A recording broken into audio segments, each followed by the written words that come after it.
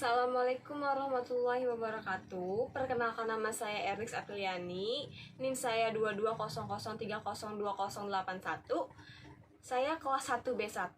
Saya akan menjelaskan atau mempresentasikan tentang ilmu dasar alam yang bertemakan komunitas makhluk hidup dalam ekosistem alami. Pengertian ekosistem alami. Ekosistem alami merupakan ekosistem yang terbentuk dengan sendirinya. Artinya ekosistem ini terbentuk hasil interaksi antar komponen abiotik dan biotik tanpa ikut campur tangan manusia. Ekosistem alami yang terbentuk di muka bumi ini sangat beragam. Perubahan yang terjadi pada komponen abiotik dapat mempengaruhi komponen yang lainnya.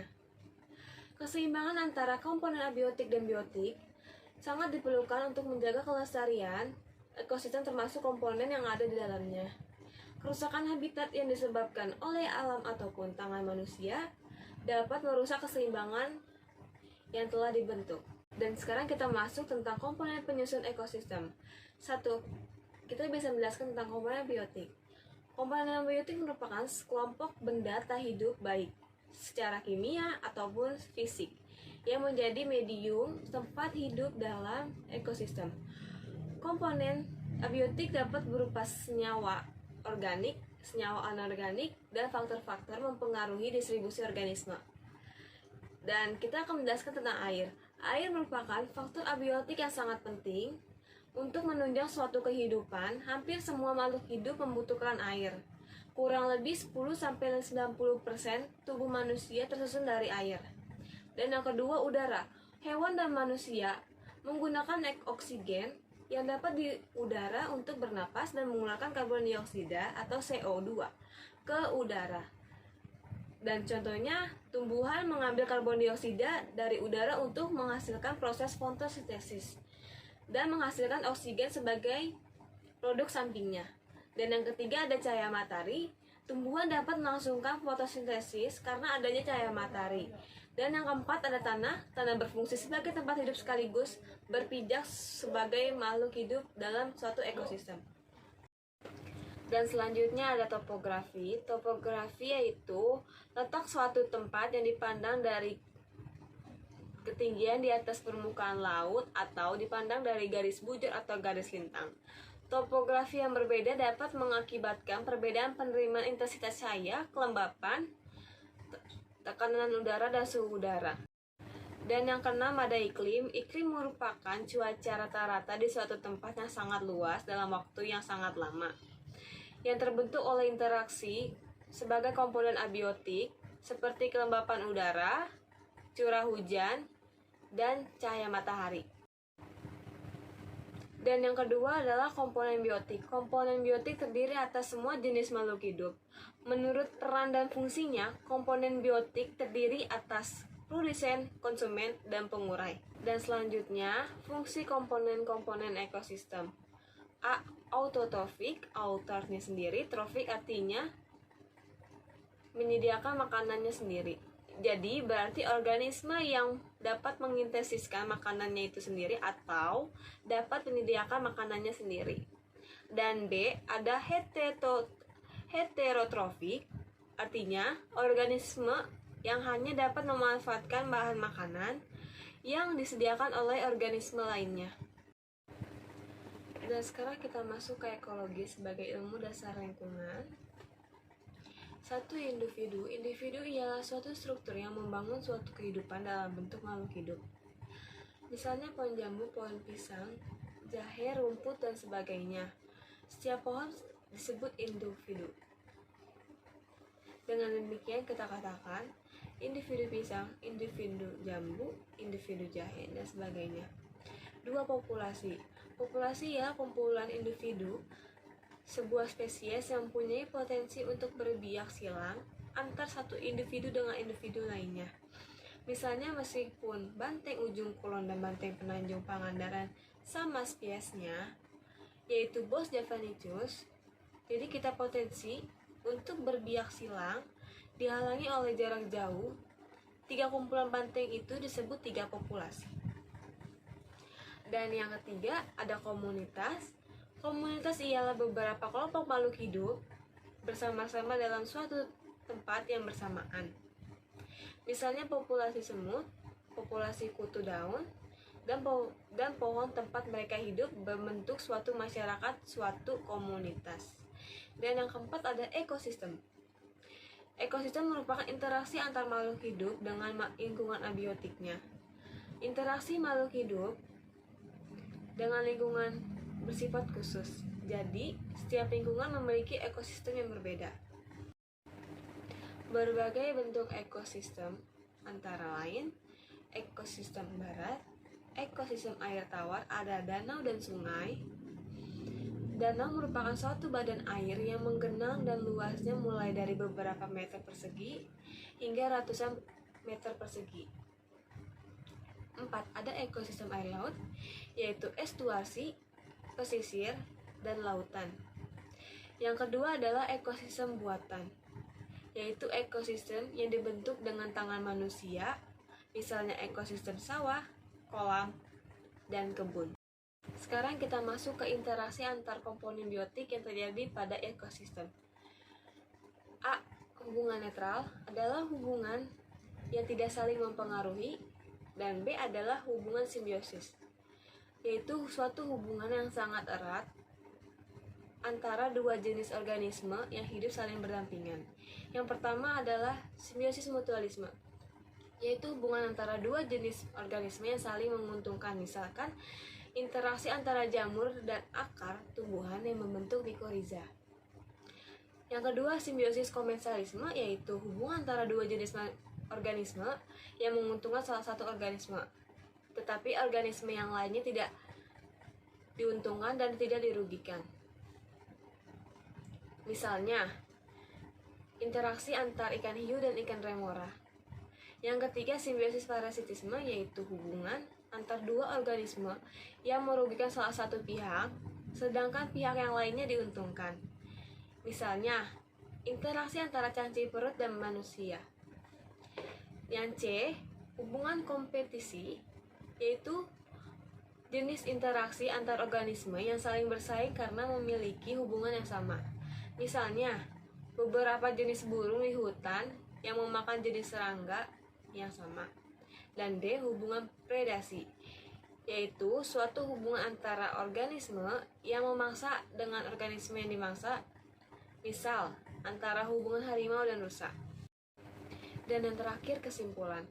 Keseimbangan ekosistem sepatutnya kita jaga agar tidak punah. Ekosistem juga memiliki komponen-komponen tersendiri seperti komponen abiotik dan biotik. Dan komponen abiotik terdapat air, udara, cahaya matahari, topografi, iklim, dan derajat keasaman.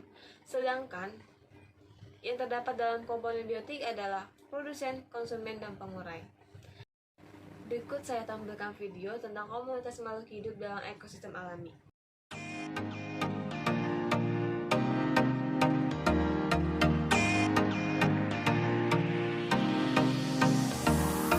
Lingkungan persawahan menjadi salah satu favorit untuk bermain anak, apalagi pada saat musim layangan. Pernahkah kalian perhatikan makhluk hidup apa saja yang mungkin hidup di area persawahan? Apakah makhluk hidup yang ada di dalam lingkungan tersebut saling berhubungan satu dengan yang lain? Pernahkah sahabat memperhatikan bagaimana berbagai makhluk hidup itu saling berinteraksi dengan lingkungannya? Lalu, komponen-komponen apa sajakah yang ada di dalamnya? Untuk lebih jelasnya, simak video berikut ini.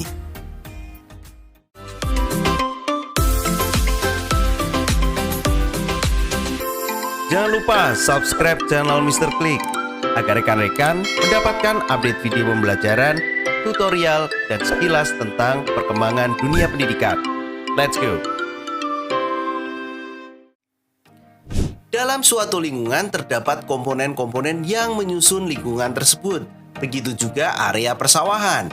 Komponen tersebut juga tersusun secara bertingkat, hampir sama dengan sistem organisasi kehidupan. Tapi ini kita sebut saja sistem penyusun lingkungan kali ya. Bolehlah biar agak mirip-mirip agar mudah dipahami. Jadi kita akan bahas satu persatu penyusun lingkungan. Yang pertama adalah individu. Individu itu merupakan satuan makhluk hidup yang hanya berdiri sendiri. Itu kita sering sebut dengan individu. Individu berasal dari bahasa Latin yaitu individuum, yang artinya tidak dapat dibagi atau satu makhluk hidup tunggal. Contohnya adalah seekor burung, seekor kerbau, seekor sapi, tapi jangan ekornya saja ya. Intinya satu organisme di situ. Yang kedua adalah populasi. Populasi adalah sekelompok makhluk hidup yang memiliki karakteristik yang sama, yang hidup pada waktu yang sama dan wilayah geografis yang sama. Jumlah populasi dari satu ekosistem dapat berubah dari waktu ke waktu. Populasi akan bertambah jika terdapat kelahiran baru dan akan berkurang jika terjadi kematian. Demikian juga jika terjadi perpindahan. Perpindahan ke dalam atau imigrasi akan menambah populasi, sehingga perpindahan keluar atau emigrasi akan mengurangi jumlah populasi. Contohnya sekumpulan gajah, sekumpulan jerapah, sekumpulan suketeki. Itu lagu ya. Yang ketiga, itu adalah komunitas. Komunitas adalah sekumpulan organisme yang terdiri dari berbagai macam populasi makhluk hidup.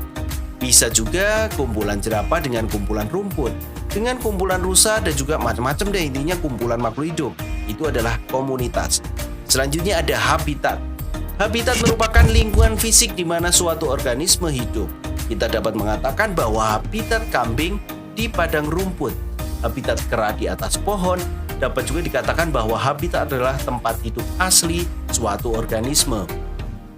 Keadaan habitat suatu organisme meliputi iklim, keadaan tanah, air, serta jenis tumbuhan dan hewan. Jika lingkungan fisik itu rusak, maka dapat mempengaruhi organisme yang hidup di dalamnya dan dapat mempengaruhi seluruh ekosistem. Misalnya ada habitat kolam ikan, habitat air laut, habitat juga kolam teratai ataupun banyak lagi habitat-habitat yang lain. Selanjutnya ada ekosistem. Ekosistem adalah kesatuan komunitas dengan lingkungan hidupnya yang saling berinteraksi tentunya. Di situ akan membentuk hubungan timbal balik. Dalam suatu habitat atau tempat berjenis makhluk hidup yang itu adanya isinya komunitas dapat melangsungkan kehidupannya. Komunitas ini tidak terlepas dari pengaruh abiotik di sekitarnya, seperti ada air, tanah, udara, dan sinar matahari. Di antara anggota komunitas dengan lingkungan abiotik tersebut terjadi interaksi atau hubungan yang saling mempengaruhi, membentuk suatu sistem ekologi yang disebut ekosistem. Contohnya ekosistem sungai, kebun, dan juga pantai misalnya. Nah, yang terakhir itu ada biosfer. Biosfer itu komunitas-komunitas di bumi yang saling berinteraksi dengan lingkungannya. Nah, itu akan membentuk di mana di dalamnya itu berisi adalah ekosistem-ekosistem. Akuarium adalah salah satu ekosistem yang berukuran kecil, sedangkan hutan dan lautan itu merupakan ekosistem yang berukuran besar. Seluruh ekosistem di permukaan bumi ini itu akan membentuk sebuah biosfer. Nah, kita sebut biosfer. Jadi kalian perlu pahami ada individu, populasi, komunitas, habitat, ekosistem, dan biosfer. Berikut adalah ulasan tentang hal-hal yang ditemukan di suatu lingkungan.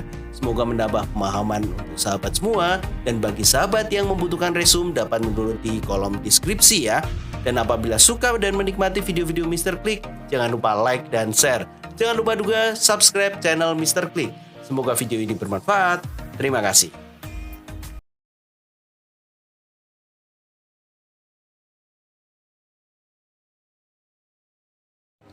Sekian dari saya, mohon maaf bila ada perkataan yang kurang jelas, mohon dimaklumi. Assalamualaikum warahmatullahi wabarakatuh.